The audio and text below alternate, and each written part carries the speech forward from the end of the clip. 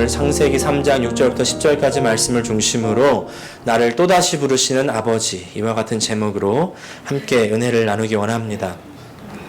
최근에 한 달 전쯤부터 하와이 뉴스가 한 사람 때문에 난리가 났었습니다.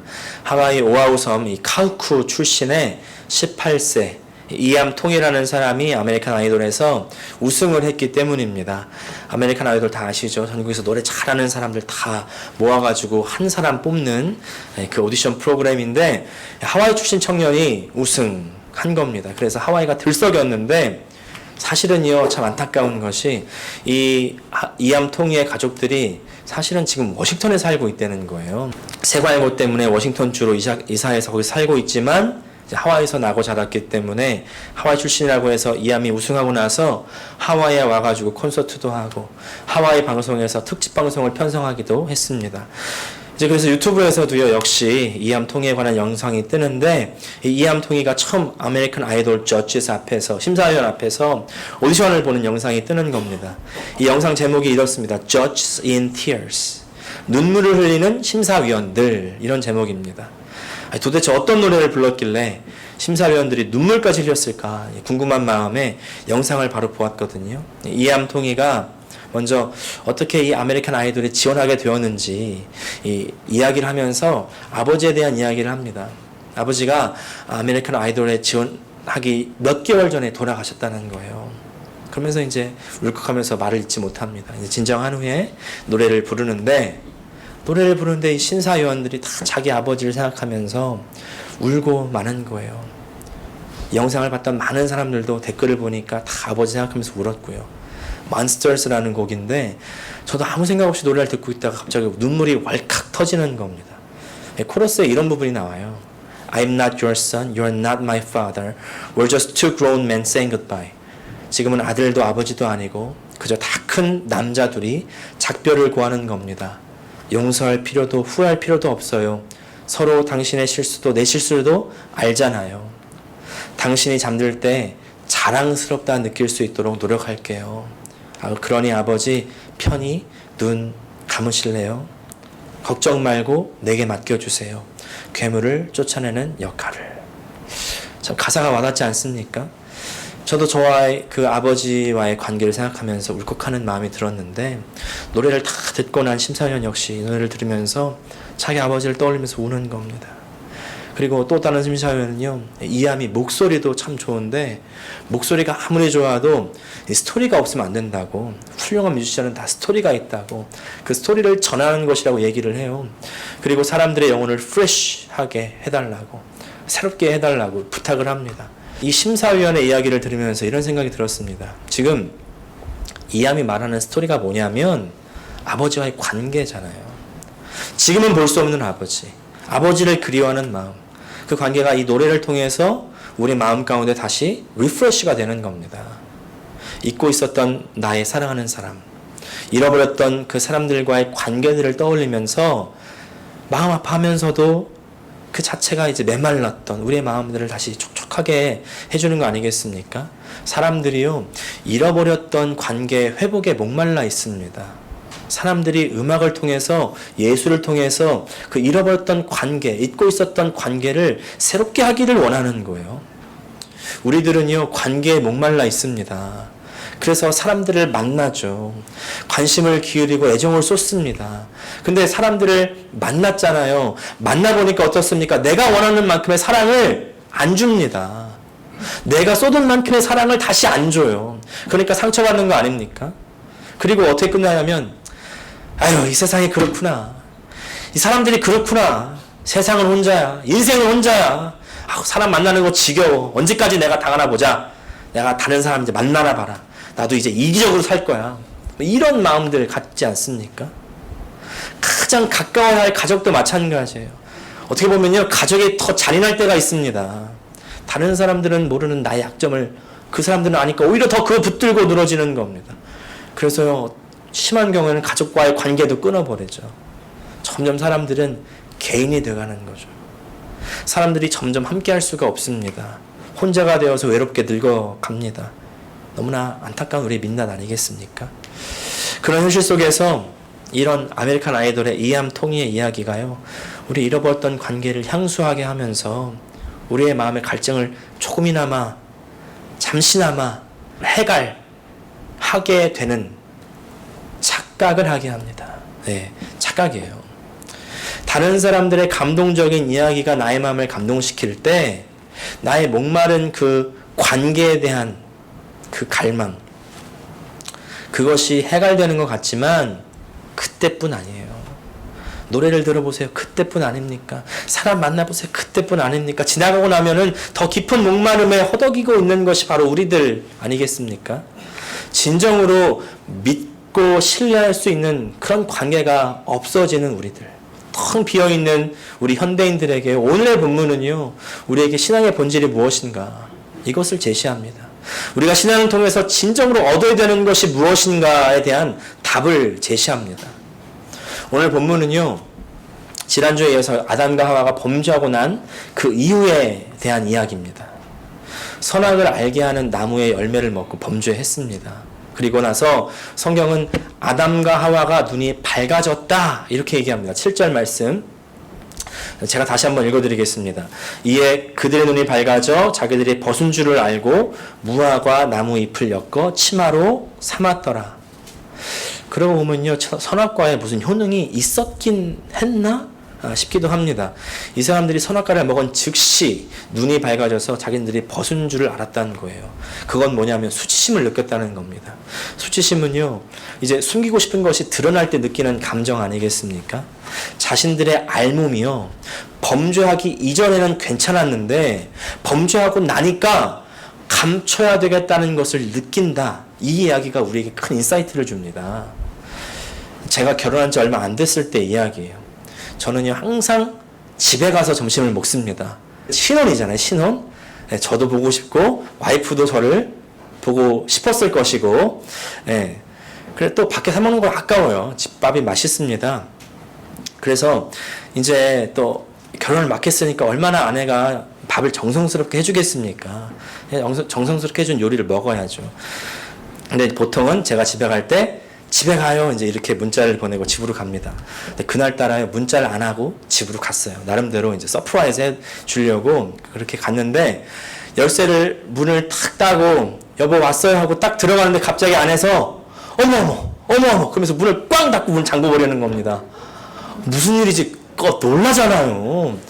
그래가지고 여보 왜 그래요? 무슨 일이 있어요? 문을 다시 딱 닫았는데 안돼 들어오지 마 안돼 이러면서 화장실로 들어가는 겁니다. 화장실 또 문을 딱 닫고 들어가는 거예요. 깜짝 놀라가지고 무슨 일인가 했더니 지금 여성분들은 공감하시는 분도 계실 텐데 화장을 안 하고 있었던 거예요. 화장을 안 하고 있었던 겁니다. 이제 제가 집에 안 오는 줄 알고 집에서 편안하게 있다가 이제 제가 갑자기 딱 나타나니까 너무 놀란 거죠. 그래가지고 이제 어느 정도 화장실에서 얼굴을 정리한 다음에 이제 나왔어요. 그래서 제가요, 좀 상처가 되는 거예요. 도대체 왜 그러냐고, 내가 남편인데 쌩얼을 좀 공개하면 어떠냐, 민낯을 했더니 이분이요, 여자라서 자존심이 있었던 겁니다. 자기는 남편한테 예쁜 얼굴만 보여주고 싶었던 거예요. 그래서 제가요, 언제까지 그럴래요? 언제까지? 예, 자기는 평생 그러겠다는 거예요. 제가 너무 웃었었는데 여러분, 제 아내가 얼마나 갔을까요? 예, 화장한 게 얼마나 갔을까요? 1년 가더라고요. 예. 예. 제가 그때 이제 이제 결혼한 지 몇 달 안 됐을 텐데, 그때까지요, 제가 아내 민낯을 본 적이 사실은 떠올려 보니까 없어요. 예, 새벽 기도를 같이 가면 벌써 그 전에 일어나가지고 벌써 다 화장하고 준비하고 앉았고, 예, 또 우리 집에는요, 암막 커튼이 있습니다. 새벽에 아무리 해가 일찍 떠도 우리 방은 깜깜해요. 보이지가 않는 겁니다. 어쩐지 그래서 신혼 초부터 그렇게 우리 집에 암막 커튼을 달으라고 그랬나 봐요.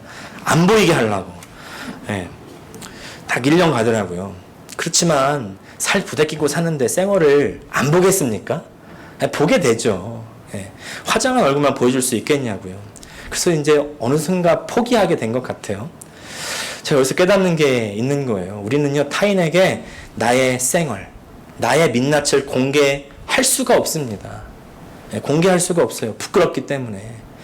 그 말을 좀 전문적인 용어로 하면은 수치심 때문에 나의 잘못, 나의 약점, 그것보다도 내 그대로가 드러나는 것을 싫어합니다. 예, 보이기 싫어합니다. 왜 이런 일이 생기는 걸까요? 지금 아담과 하와 이후부터 수치심이 생기는 겁니다. 근데 아담과 하와가 그전에는 벗고 있었잖아요.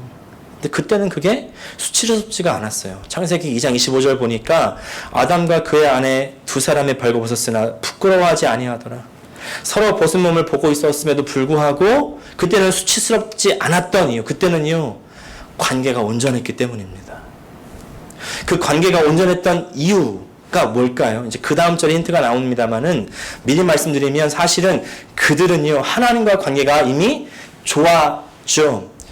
하나님과의 관계가 온전했기 때문에 서로의 관계가 온전한 것입니다. 어떤 신학자는요 하나님과의 관계가 온전하니 하나님의 영광이 그들을 둘렀다 이렇게 얘기합니다. 하나님의 온전한 형상으로서 그들은 하나였다 이렇게 얘기해요. 멋있는 말 아닙니까? 하나님의 영광이 그들을 둘렀다. 하나님의 형상으로서 온전했다. 쉽게 말하면 하나님과 관계가 좋으니까 서로 가운데 거리낄 것이 없는 것입니다.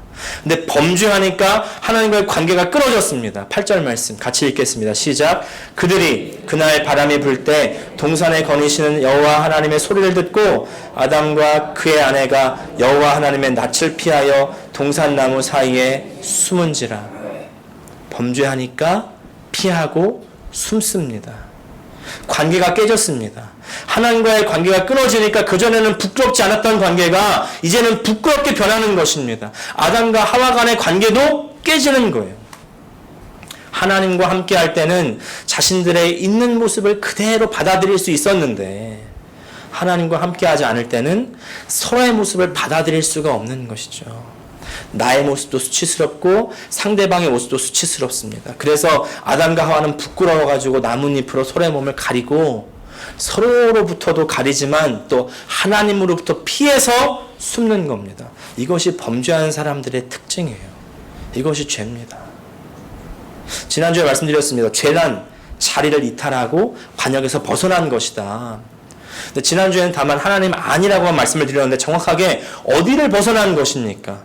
8절 말씀에 힌트가 있어요. 아담과 하와가 숨었는데 무엇을 피해서 숨었냐면 여호와의 낯을 피해서 숨었다 했습니다. 여호와의 낯을 피하여. 예.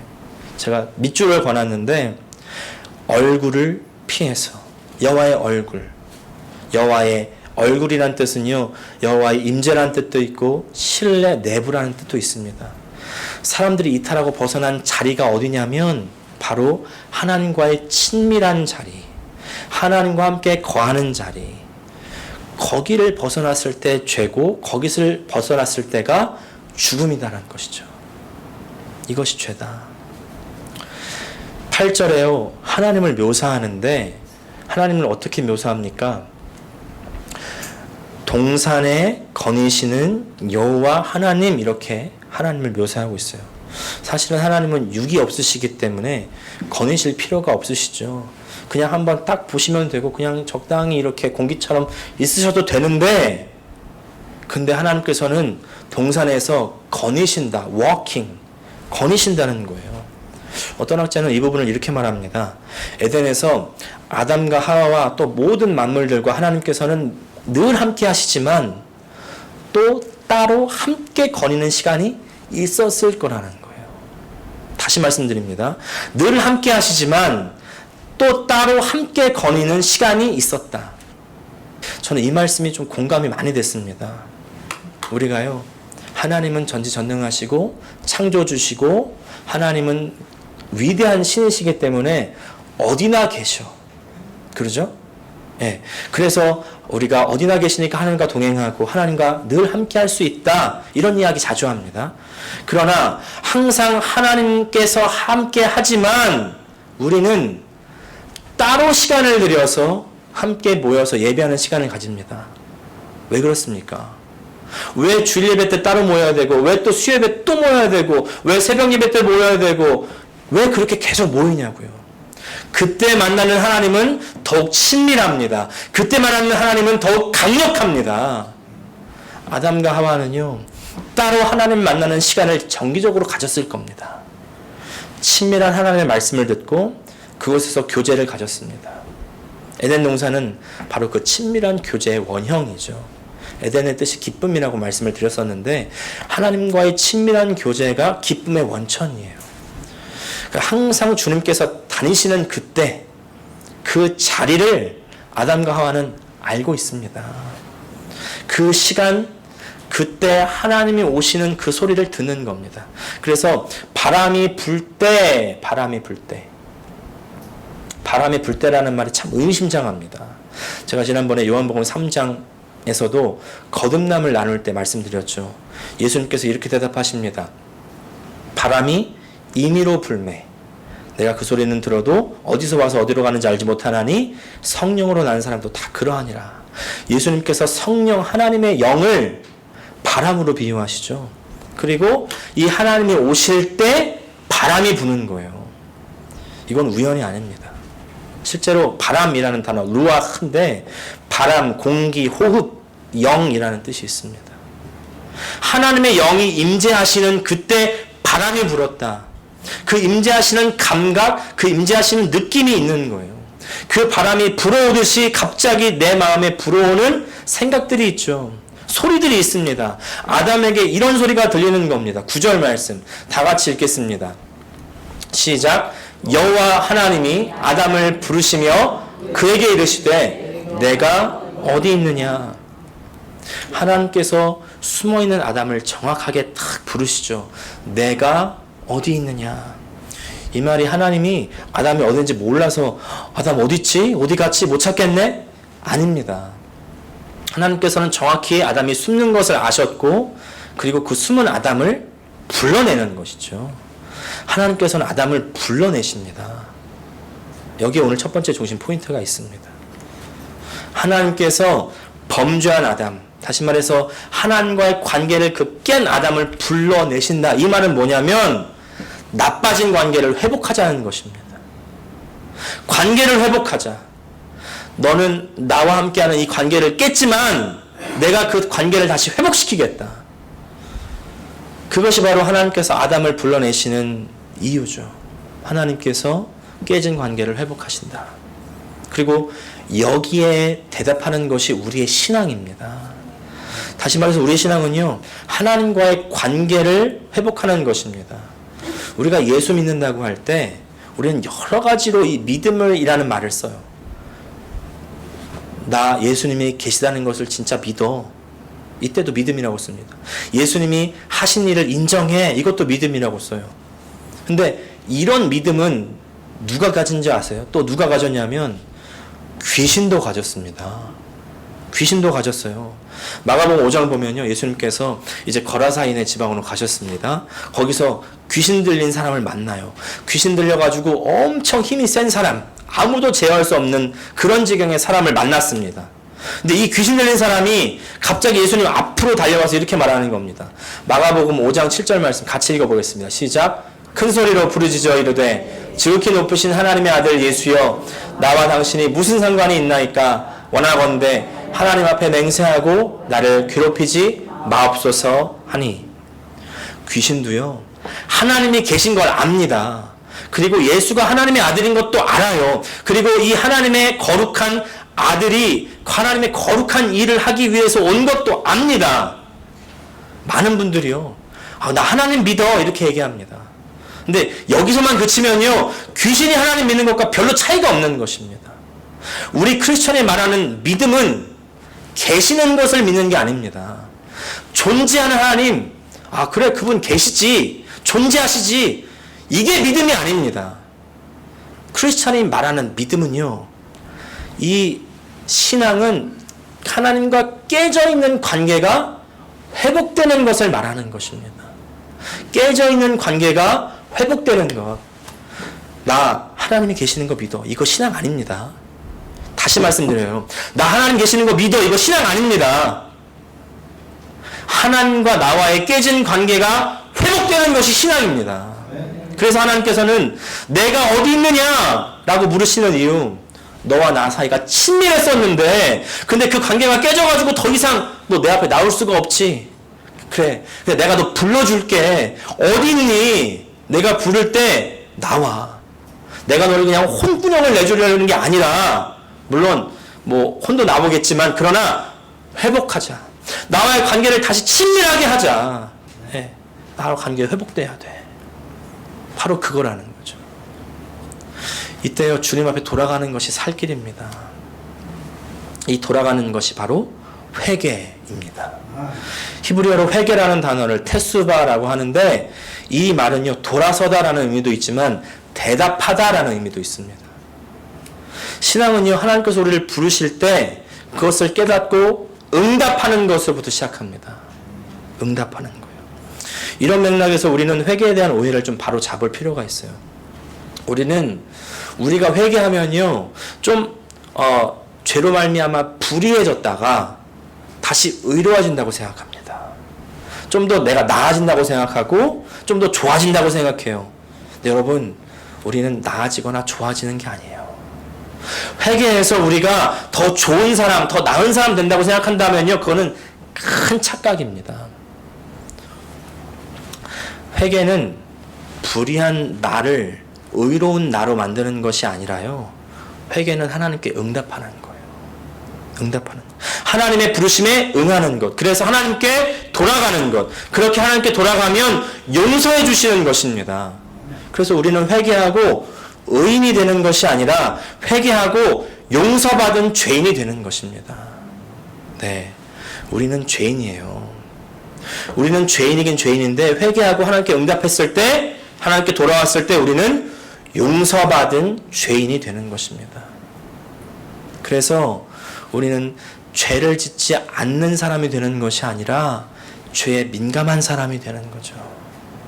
죄에 민감하니까 어떻게 돼요? 더 하나님의 은혜를 구하는 것입니다. 더 하나님의 은혜를 구하는 거예요. 내가 죄에 더 민감할수록, 내가 신앙 안에서 잘하면 잘할수록 계속 죄를 짓게 되는 나를 바라보게 됩니다. 더 많은 죄를 바라보게 됩니다. 예전에는 죄라고 생각하지 않았던 것들도 죄라고 생각하게 돼요. 그러면 나의 절망을 깨닫고 절망할 때 하나님의 도우심이 필요합니다. 하나님의 은혜가 필요합니다. 더 기도의 자리로 갈 수밖에 없는 것이 바로 신앙이라고요. 네. 더 회개할 것이 많아지는 거죠. 다시 말씀드리지만 이 죄는요, 세상에서 말하는 죄의 개념이 아니에요. 성경에서 말하는 죄, 하나님과의 친밀한 관계에서 벗어나는 그것이 죄입니다. 그래서 내가 죄에 대해서 민감하다 이야기는요, 내가 하나님으로부터 벗어났었구나. 하나님으로부터 멀어졌구나. 내가 하나님과 친밀감이 없구나. 그냥 내가 어떤 죄를 지었구나, 거짓말했구나, 도둑질했구나, 이게 아니라요, 내가 더 이상 하나님과 가깝지가 않구나.